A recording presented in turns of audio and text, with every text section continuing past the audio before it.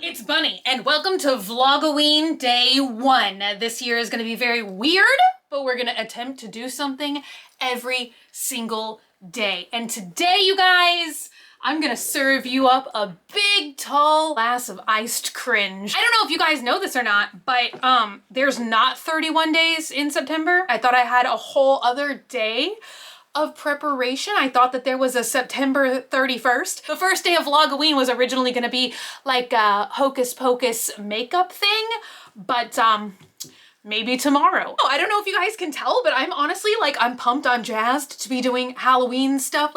Even though this year is very, very strange, it's very different, something magical just happens to my soul, my body, and my spirit right at the crack of dawn in October. I am suddenly just full of zest for life, passion for breathing and doing things. Stick around, subscribe maybe. If you're not already subscribed, I don't know. I can't tell you what to do. I'm not your mom. Before we get started with today, because you guys, I'm actually nervous. If you're a theater kid, like I once was, or you're any kind of performer person, you have to let me know if you get like this, when you're about to share some creative bit of yourself, or you're about to get on stage and whatever you do on stage, hopefully not that. I get this heart flutter palpitation issue, which is probably not healthy. I should probably get that looked at, but you know, I'm feeling that now, you guys, because I'm gonna share some things with you guys today. But first, let's have a sip of this. Do you guys remember this? This used to be my official beverage. I used to drink sweet leaf tea every day of my life, 10 times a day. It was a whole thing. You guys used to send me, which I swear it's somewhere in this filming room. In the Swamp Family mail one time, I got a paper mache hand-painted can. This was a whole thing. This was a passion that we all once shared together. But I stopped drinking it, you guys, because about 5 years ago, they had glass in their tea. I guess this is a little horror story for you guys. Happy October 1st. Yeah, glass in the tea. And I checked the serial numbers because they had a recall. They're like, do you drink this every day? Might be some glass floating in it. And I checked the serial number, and literally every single container that I had in my fridge at that time was part of the glass serial number recall. It was very traumatic for me, as you can imagine, but I literally haven't drank this in 5 years. So I was like, hey, I bet they got that glass situation sorted out. Also, my time management literally sucks. I probably could have done the makeup transformation video if I didn't spend 3 hours doing my hair, you guys. And literally 80% of this hair is not even mine. It's someone else's hair. I just clipped it to my head. Okay, just quit. Do you see any glass? If so, tell me not to drink this. Looks glass-free. How could they not see glass just floating around in there? I have so many questions. Bottoms up. Let's have a sippy sip. Tastes kind of, it's not 100% like I remember it, but they used to make it in cans. They don't do that anymore. I don't know why. Why? I feel like cans are very trendy. Everybody drinks from cans. Water from cans. White Claw from cans. I've never tried one of those. Maybe I should. I don't know. It's good, but it's I don't know if I'm getting 100% nostalgia flavor. Guys, I've got to shake it out. I've got to tone down the chaotic nervous energy. Oh my God, I'm a Storytime YouTuber. 5 years too late. I'm gonna tell you guys about the time today that I wrote a whole freaking book. I put it out in the world. I tried selling it to people, and I was so nervous of failure that I don't even know if a single copy sold. I thought I did this a year or so before I started my YouTube channel, but I just took a quick sneak peek and I actually did this in October of 2010, so this was just a couple of months before I got my YouTube channel. It was like a very weird time in my life. I don't know why I'm doing this. I'm so embarrassed to read any of these poems. Like, if I actually think that there was a time where I had to like submit these to a professor, and we did these like peer-on-peer review things, like we would get in these little groups and we would all swap poems or whatever. Like, I was an English major, actually a poetry major, a literal poetry major. It's like a kind of English degree, so I had to take other writing courses, and it was pretty stereotypical for every writing course. You would get in these like peer-to-peer review groups, and you would like all swap your like project or weekly assignment or whatever it was. So other people have read this and it's so embarrassing. So I just decided, like, let's just read it to a couple more people. Why the hell not? I'm fully prepared for you guys to laugh at me today and tell me how my poetry is, but it's okay, I already know. It's a funny story, and it's in the shape of a coffin. There's like graveyards involved, of course there is. So let me let you guys know, I was a very, very, very angsty individual in 2010. I almost said 2005. That would have been accurate as well. I literally head to toe black every day of my life. If you were here, like when I first started my YouTube channel, you guys know, like, I was very different. I also had just been through a string of like very relationships. So I wrote a lot about that. I wrote a lot about my cringy romance life, a lot of what I thought was sexy crying. That was a very large motif in my poetry. Dead people, graveyards, sitting in graveyards, being in graveyards, talking to dead people. I wrote a poem about Alexander McQueen, because that was the year that he passed away as well. And I was like, you know what, I'm gonna write a poem about it.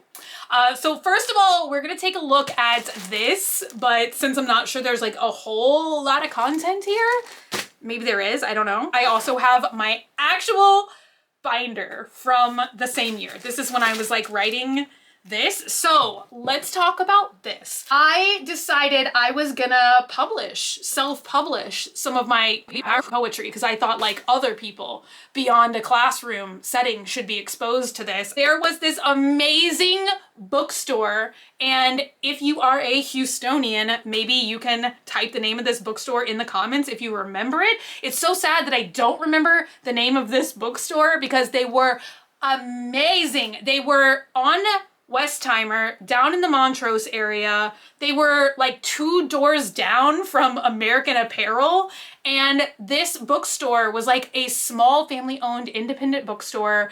It was like a little cottage, and it had like a metal gate that they would open and shut, like, you know, when the business was either open or closed. And they had people like come crochet like weird stuff on the gate. I don't know if any of this makes any sense to any of you guys, but it was a really, really cool place. They had a lot of weird books from other, you know, weirdos that were maybe like self-publishing. I know that I went there several times because they would have like poetry readings and stuff. They sold like very strange artsy magazines. It was like, oh, it was a whole place. I really wish that they were still open today so that I could like have taken you guys there at some point. I'm sure I would have done like a follow me around or something. The sweet, kind people, which I don't even know how I like worked up the nerve to do this, because I am kind of a weirdo. Like, I feel like there are certain things I'm like very shy about, and then like certain things that I'm just like, hi guys, it's me. You know, like, I overall don't think I'm a shy person, because like I feel like at my core I am like a performer. Like, I love theater and stuff, but I can't sing. I can't sing in front of people. I can act and I can do stuff like that.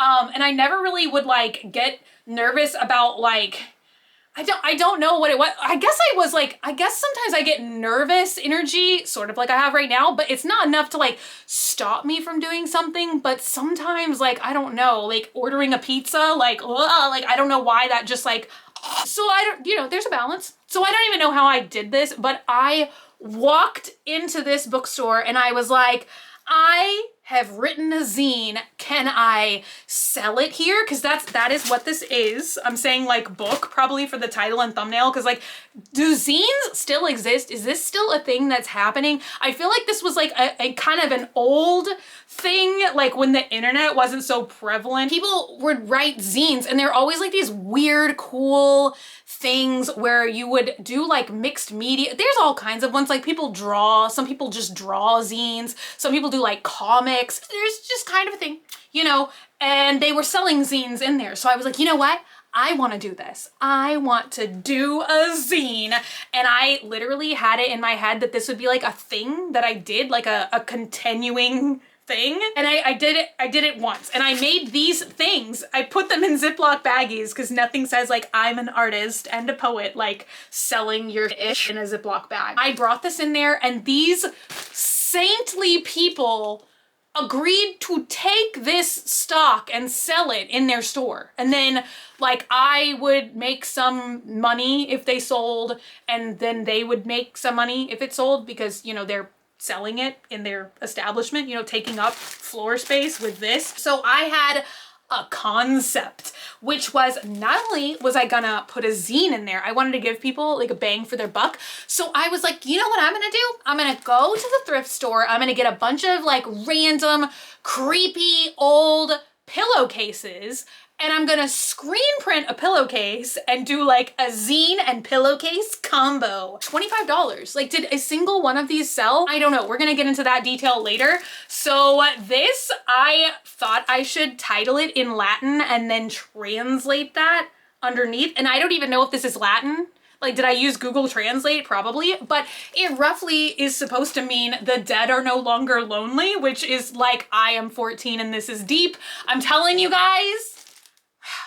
Okay, it says, each 24-page hand-cut zine is lightly scented with the smell of graveyard bouquet and explores the realm of ghosts, graveyards, and the paranormal through poetry and photographs. This first issue includes a bonus screen-printed pillowcase. And then I wrote first issue again at $25. Am I crazy? Don't answer that. Okay, so I just found this the other day in the bottom of a drawer. I literally didn't even know I had any of these anymore, but whoa, surprise. So let's open this up. Let's see if we can smell any graveyard bouquet. Like, what did that even mean? What did I spray on these? I don't have any memory of what that's supposed to mean. Let me take a smell. I don't smell anything. So let's take a look at this pillowcase. I don't, ooh. I think I also like just huffed some dust or something. A little too much graveyard bouquet. Okay. Ooh, that gets like more refreshing. The more it like melts under these super hot, bright lights. Look at that! Not centered, just on there. Did I think that that was like edgy or something? Well, although I do like this kind of like bizarre, it's kind of a patchy print, you guys. I did screen printing for a while too. I think people just think that I like lived life and like never had jobs. I swear I had jobs. Many jobs, in fact. I don't count this as a job. Oh geez, let's take a lookie. What is this? Oh my God, it's like I was like, what is that? Is that smoke? Is it a bat? It's a woman and she's supposed to be contacting ghosts. I forget what this is called because I swear as I age with every year, I get stupider and I forget more and more of the things that I learned and I used to know. But I know there used to be a name for this kind of photography. It was like something they did back in the Victorian era when they were trying to be like, it's a seance, I can talk to dead people. And they would like start like shooting cotton balls or something out of their mouth and then capture it on their old timey-wimey cameras and just freak them all out. Oh, so spooky. Let's go ahead and flip to the back because there's a picture of me. Oh my God. I can't believe the things that I used to type. The Dead Are No Longer Lonely is written by Houston creative writer and fashion designer. Oh my gosh. I do look kind of cool there though. That looks like literally the same as my YouTube default picture, which I refuse to change under any circumstances because I'm crazy. I just had all these like edgy little graveyard pictures, you know, why not? That's what a majority of this is. I guess I wanted to like mostly spare people my cringy writings. So I put in a lot of these really cool little, oh, spooky. I did actually hand cut each and every one of these. Like there was a period of time when my entire bedroom was taken up by sheets of paper. I quite apparently did, wait, does this page literally just say fear not the realm of the dead? Like what in this like floral font nonetheless? Oh, I smell graveyard bouquet. I will read to you a poem and then I'll tell you how I don't know if a single copy sold or not. So, okay, so just get ready to laugh. When we lay the dead down to sleep, they rise again to pace and weep, existing in this unearthly plane, wishing to be part of the living again. Help. Send it. Poem 2. Find a quiet place, lay me down, cover me in the soft folds of the ground. Take the dirt, fill my mouth with an eternity of dreams. Was I okay? I don't think. Am I okay? I don't think so. Okay, so that, yeah, there was literally 3 poems and then the rest was just like edgy, poorly black and white copy pictures of graveyards. Basically what had happened is this zine thing had been sitting in their bookstore for like, I don't know how many months, honestly, because they kept trying to reach out to me and they kept trying to call me to be like, hey, giving you an update. And I just dodged these phone calls entirely because I was just literally scared that it was not a big hit flying off the shelves, which why would it be? I was just nervous. Like I just didn't want to know. I feel like back in the day, especially, I just wanted to do a lot of things. I don't really think I was good at any one of these particular things. I just wanted to be out there like doing all kinds of creative stuff. Like I wanted to make clothing. I wanted to screen print stuff. I wanted to be writing poetry. And then I started getting into doing videos and I just was like doing stuff. And so I kind of just like didn't want to know though. Logic, none available. So I was just like dodging these phone calls. And then unfortunately they were like really trying to get a hold of me because they were going out of business. Like I think maybe like 6 or 7 months after they put this in the store. And so I think they were trying to contact me because whatever hadn't sold, they were trying to like give it back to me. And then they were trying to settle up with whatever they owed me. Like now I'm mad at myself because I would love to know if a single copy sold. Did anyone buy this? Or was anybody just enticed by the weirdness? Because I have to be honest, honestly, if I saw this for sale now in a store, I would be like, oh, like weird pillowcase and coffin book, I'll take 12. This is still kind of the stuff that appeals to me. I mean, now that I'm opening it, like literally no, not, but just judging a zine by its cover, I would buy something like this today. Like if this was for sale on Etsy, and I had no idea the shocking contents inside, I would still buy this now. So I don't know. I don't know if I sold any of them just based on like curiosity, but like how stupid is that? How silly is that to just like not want to know if you sold anything? So I don't know. I don't know how much money I theoretically had made. I don't know how many copies I theoretically had sold. Rest in peace to this amazing, awesome bookstore who even like gave me such a cool, funky little opportunity. Like I do think back on this with like smiles in my mind just because it is like such a funky little one-off thing. Like I'm glad I did it, but it is cringe and it is embarrassing. Okay, so since there was only like technically 2 poems in there, these extensions are making me sweat so much. While I let my camera cool off for a couple seconds, I'm gonna maybe dig through here and find like some other cringe that I can read to you guys. Ooh, look at that. Look, it's the pattern. It's the pattern that I drew. And I always throughout high school and college, I had the cutest little school supplies. Like Sanrio, they used to sell paper like this. Actually, this is Miffy. I don't know where I bought this, Probably somewhere that also sold stationery, Sanrio stationery, not just stationery, Sanrio stationery.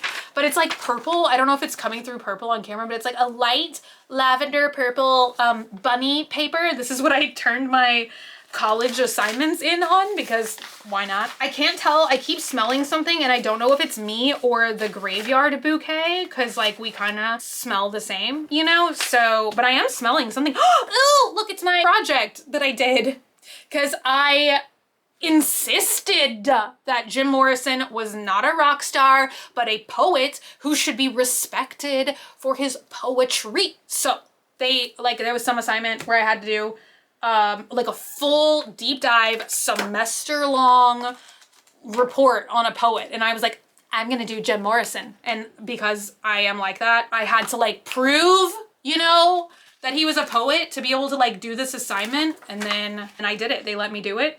And I did it, and this is what I did. You know, this is what I spent college doing. I feel like I wasn't like necessarily good at college. I had a lot of professors that were so cool, and they ended up like being friends, loose friends of mine for a while. Okay, I'm gonna find some more cringe to read to you guys. We'll be back after these short messages. I've just had my mind blown because I wanted to look up this professor that I had this class with. He was one of like my most memorable professors, and I feel like I just annoyed shit of this man because I'm gonna be totally honest. I feel like I was just not very good at college. I'll just say that again. I really used the period of college to just as like a self-discovery period, just kind of like figuring myself out, figuring out literally what I wanted to do. I changed my major an embarrassing number of times.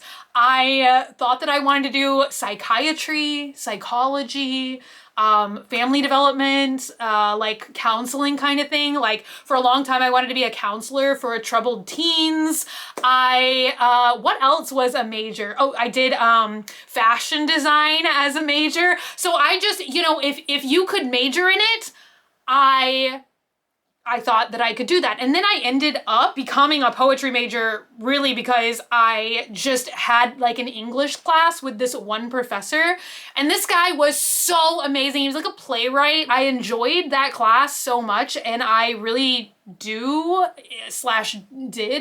I really don't read that much anymore. Like, what can I say? I'm getting stupider, you guys. But especially like back in the day, I read so much. And so, I don't know, I think it was just like a culmination of all those things that finally like just writing and English and stuff like that. Which, what do they call it in other countries when you major in like creative writing or something? Or you study literature? Because I can't imagine that it's called English in other places. Like I just, what does that even mean?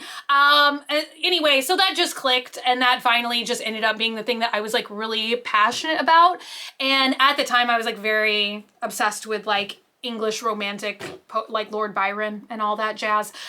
This guy was very memorable to me because I feel like I just had to be a pain in this guy's eye. Like, especially like these years, like the 2009-ish, 2010-ish, like I was really not focused on school at all. I was like just doing it, you know? But I was like much more engrossed in like my own personal life and like who I was dating and what I was wearing, and like, you know, it makes me sound like a super e-genius. I mean, like, I don't know, who's not involved in their own personal life? Like, is there a way to not be involved in your own personal life? I don't know what I'm saying. It's embarrassing. But I remember this professor, and I just looked him up because this guy was like a serious writer. Like he was not because the people that I was like really cool with were like the people that were like really my age. Do you know what I'm saying? Because there was a lot of professors that I had who were like graduate students. Is that what you call it? Like when you're getting a master's or something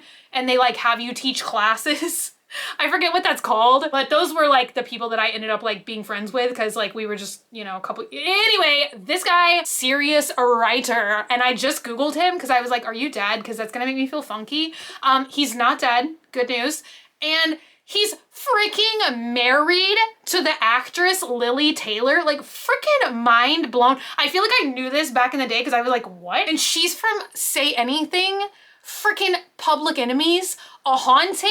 Like my mind is, he's writing and like, oh my God, you've got to Google this guy. I hope it's okay that I say his name because like literally, oh my God.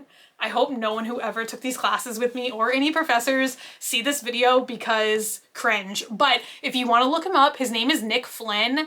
And I just read his like Wikipedia page, studious. Suddenly he has like a really crazy, insane, like unreal backstory. So if you're curious about this guy, if you want to have your mind blown, just read, I don't know, read his Wikipedia page. It's like a quick little blurb. I guess maybe it's more entertaining when he tells the story to his face. So maybe we can YouTube him. Oh my God, does he have a YouTube video?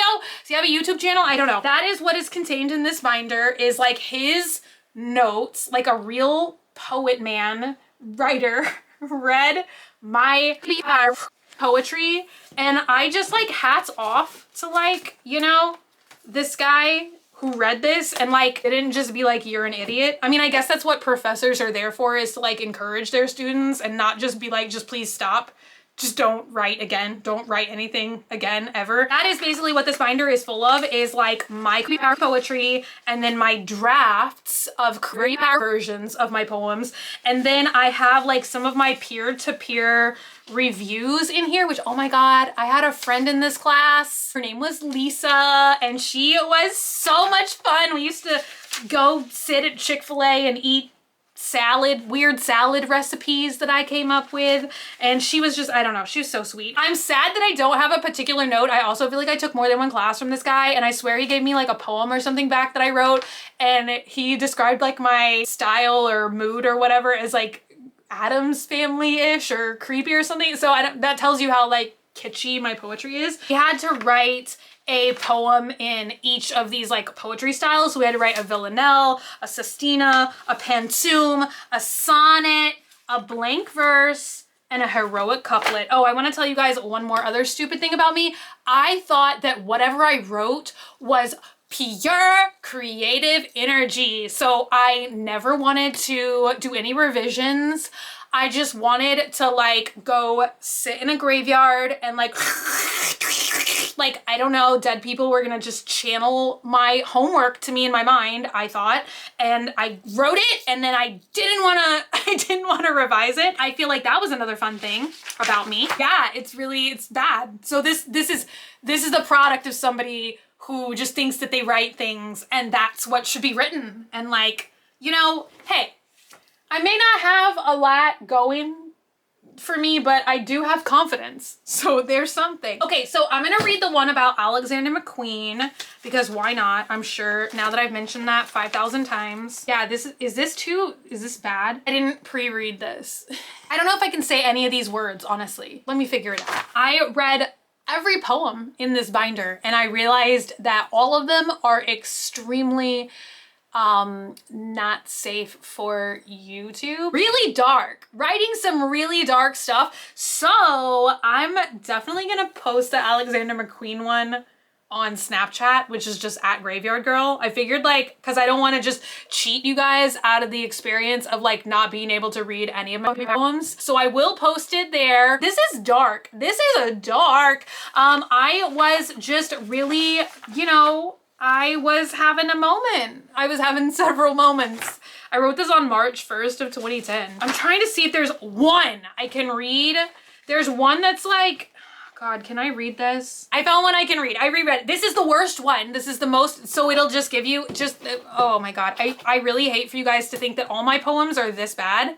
Because I think the Alexander McQueen one is bad, but it's not like so bad that it makes my soul die a little to read it out loud. But we're gonna go with this villanelle that I wrote. It's very bad. He even wrote at the end, he said, nice sense of transformation as this moves towards conclusion. In the rewrite, try for weird to replace cliche. So there we go.